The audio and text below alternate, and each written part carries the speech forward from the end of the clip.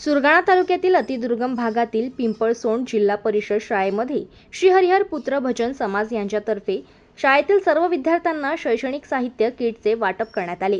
ग्रामीण भागातील गरीब होतकरू गरजू आदिवासी विद्यार्थी केवळ आर्थिक परिस्थितीमुळे शिक्षणापासून वंचित राहू नये म्हणून पिंपळसोंड जिल्हा परिषद प्राथमिक शाळेतील उपक्रमशील शिक्षक प्रवीण पवार हे दरवर्षी शाळा सुरू झाल्या की विविध सेवाभावी संस्थांतर्फे शाळेसाठी विविध शैक्षणिक साहित्य मिळवत असतात।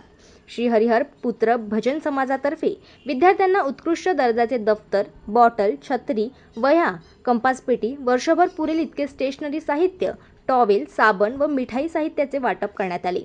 सुरगाणा तालुक्यातील आदिवासी भागामध्ये मोलमजुरी करणाऱ्या गरीब कुटुंबातील मुले शिक्षण घेत आहे। मात्र आर्थिक परिस्थिती बेताची असल्याने या मुलांना पुरेसे शैक्षणिक साहित्य देण्यास पालक हतबल ठरतात। या अनुषंगाने श्री हरिहर पुत्र भजन समाजातर्फे शैक्षणिक साहित्य वाटप कार्यक्रम आयोजित केला। या कार्यक्रमास शाळेचे मुख्याध्यापक रवींद्र भोये, SMC अध्यक्ष नंदा बागुल, ग्रामपंचायत सदस्य लक्ष्मी निकुळे, शिक्षणतज्ञ तुळशीराम खोटरे, प्रवीण पवार, विठ्ठल गवळी, प्रवीण गावित व शाळेतील सर्व पालक विद्यार्थी उपस्थित होते।